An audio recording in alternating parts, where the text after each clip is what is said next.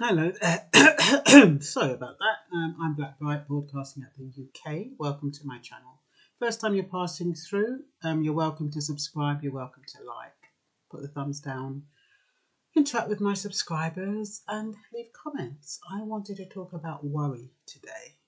Worry because it's a time where a lot of people are worrying, and it's something that is very difficult to control. A lot of people will say, "Oh, don't worry about it. Don't worry. Be happy. Be positive. Think positive." And, even from way back in the Bible, they say that, by worrying, it doesn't change the number of hairs on your head. And, you don't have to worry about how you eat. And, because there's a larger force that will provide for you. And it's easy for people to say those things. And it's easy for somebody who has nothing to worry about to kind of use those kind of philosophical messages to make you feel better. But when you have a genuine worry, it's not easy to dismiss, even though it's more healthier to dismiss. And the reason why I decided to talk about worry was because a few DJs were saying they don't know how they're going to have an income. They don't know how they're going to be able to pay their way without money coming in. So that alone is a worry. We've heard about the potential of a national lockdown next month. That again is a worry. We've heard about the targeted areas that are supposed to be locked down. That again is a worry. Sometimes when our children, especially if you're a mother and you have young boys, you have sons, and you worry about them going out on the street, you worry about them whether or not they're going to come in safe.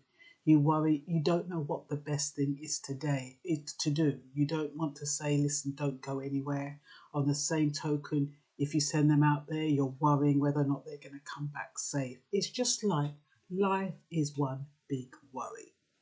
And I'm not quite sure how to tell you not to worry, apart from to ask you to look at what you're worrying about and to ask yourself, is it something that will make me feel better?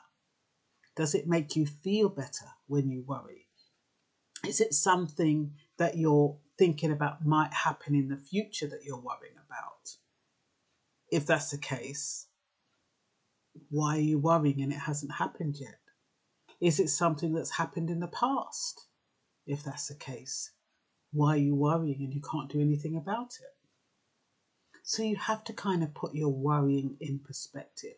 Um, Worrying or little anxiety is healthy. I mean, sometimes it can prompt you it can actually motivate you in some cases. When you worry, if you worry about whether or not um, you're I can't even think about it. Supposing you're a school child and you're worrying whether or not you're going to get good results, maybe it might even make you work harder the following year so you don't worry. But there again, that's not a very good example. I was trying to think of an example on what we worry about that we can't change. A lot of us, we do worry about things that we can't change. And if that's the case, why are we worrying about it? What can we do to give us peace of mind in the interim? Is it a question of looking at what we have now, today, in the immediate, and being grateful for that? Because sometimes just by being grateful and appreciative for what you have can kind of reduce the worry, even if it doesn't take it away. Sometimes it's our mindset that makes us worry. Sometimes you can change your mindset and you change the thing that you're worrying about. I'm trying to think of examples as I'm talking, but it's not very clever. I should have written it down, but this is kind of an impromptu video.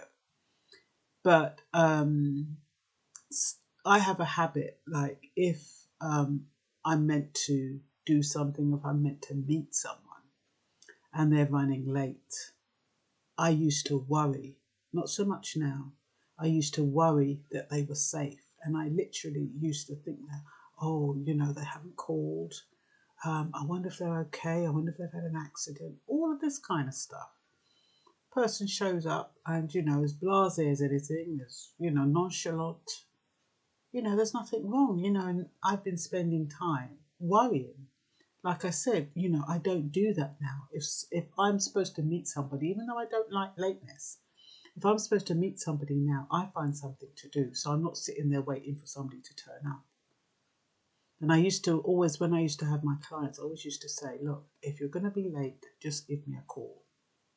And if I don't hear from you within 5 minutes, after you're 5 minutes late for our appointed time, the appointment is cancelled. So that kind of used to reduce my worry. They knew where they stood and they'd always turn up 5 minutes early instead. But my point is that you have to find ways to reduce your worry, the things that you worry about, and is it something that you can change? Suppose you're worried whether or not, because of the coronavirus, you're going to lose your job or you're going to be laid off. Is worrying really going to help you? Is worrying going to stop you from being laid off? No, it's not. What would stop you from being laid off is possibly having a talk with your manager, offering to do extra hours, volunteering, so they can see that you're willing to go over and above during the coronavirus when they probably need more staff. It might be to your disadvantage, but it could mean that you don't actually lose your job. So it's about looking for ways to mitigate the worry. Otherwise, you'll be worrying all the time. And like I said, there's nothing you can do about worry. Do I worry so much now? I don't think I do. I used to worry quite a lot. I don't think I worry so much now. I think because I'm more self-reflective now and I'm trying to do all this personal development stuff to improve the type of person I am.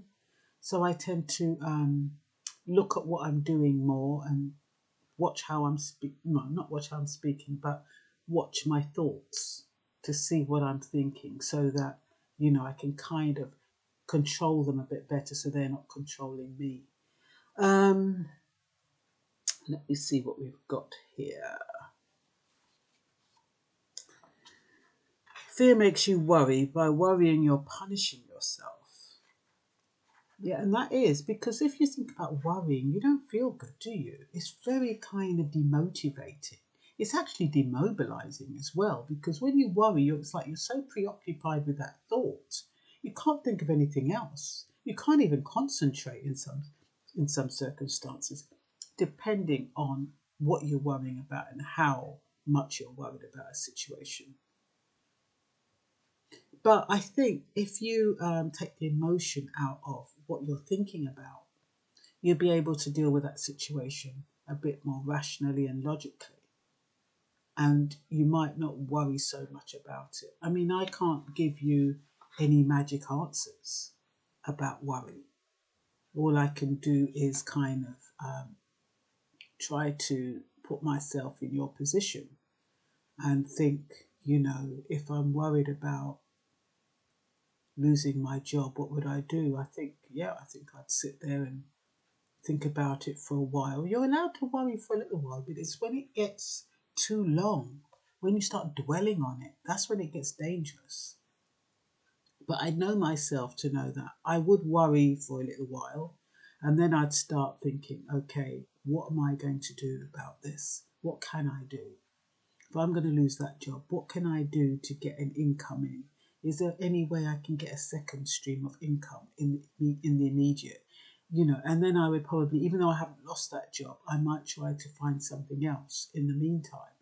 And I think that's how I would deal with it if I thought, if it just come out of the blue that I was losing my job.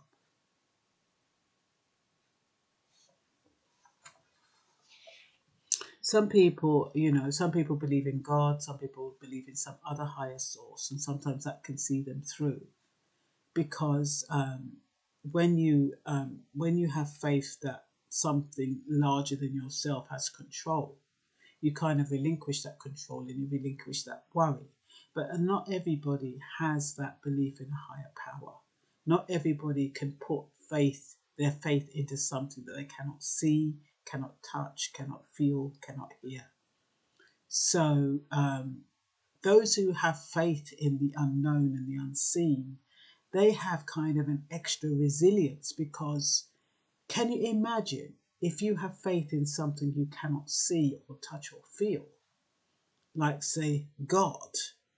Can you imagine the strength you must have to believe that things will turn out okay because someone's got your back? And that's what people who believe in God, that's what happens. That's what happens. They have such a strong faith that God will see them through that they don't worry. But like I said, not everybody believes in God. And that's not to say that you should or you shouldn't. It's just coping mechanisms. It's the way people cope a lot of the time. If they didn't have God, what would they do? They would just be like any other person, worrying and, fretting and maybe crying. Who knows what they'd be doing? But it's whatever makes you feel better, safer, happier. That's what you need to hold on to, not the worry. Try to think of something that you could do. It could even be a distraction. It could even be watching a comedy. It could be anything that can make you feel better about your situation, even if it's temporary, because it's the endorphins that kind of you need to change. You need to change their energy so that what you're thinking about is positive. And sometimes they say when you write down positive things, it's more likely to kind of bypass any negative thoughts. So suppose when you decided to write down 20 times, everything's going to be okay, everything's going to be okay. Wrote it down 20 times. And you did that for 7 nights a week. You would your stress levels would be reduced. I'm telling you, it would be reduced. It just happens automatically. You're supposed to do it for 30 days, really. But even 7 days. Because what happens after 7 days, you're more likely every now and then for some of the old recurring thoughts to come back in. Whereas if you do it for 30 days, it's supposed to eliminate all past negative habits. Whatever you do for 30 days is supposed to form a habit. Having said that, I had this habit that I was drinking lemon juice, a little bit of bicarbonate and soda and some water, which is supposed to be this slimming thing. And I managed to do it for maybe 30 days. And then after 30 days, when I heard the news about my mum, I stopped. So it didn't form a habit. Something else occupied my mind. And I haven't done it since. So it's not true that if you do it for 30 days, it forms a habit. But, it should say it forms a habit if nothing interrupts that thought. Or nothing interrupts the program, because that's what happened to me. I was doing it religiously. It was more than 30 days. I think it was like for about 3 months, and I still lost it, and I haven't gone back to it either.